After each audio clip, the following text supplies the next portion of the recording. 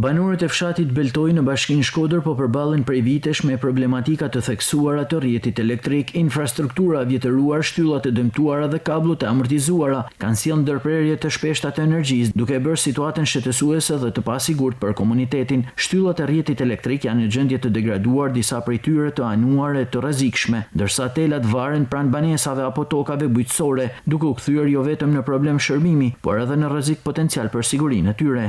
Fshati Beltoj në bashkinë e Shkodrës prej vitesh përballet me një problem të vazhdueshëm siç është rrjeti amortizuar elektrik. Shtyllat e vjetruara, kabujt jashtë standardeve dhe luhatjet e tensionit janë kthyer në një problematikë të vazhdueshme për 10 familje në këtë zonë. Ndërprerjet e energjisë janë të vazhdueshme, sidomos gjatë stinës së dimrit apo në ditë merreshje, kur defektet shtohen edhe më shumë. Kjo situatë ka krijuar vështirësi për familjet, bizneset e vogla dhe fermerët e zonës, të cilët shpesh nuk kanë mundësi të përdorin pajisjet bazë elektroshtëpiake apo të kryejnë punën e tyre. Banorët kërkojnë ndërhyrje sa më të shpejtë për zëvendësimin e shtyllave dhe investim të plotë në rrjet për të shmangur rreziqet dhe për të siguruar një furnizim normal me energji.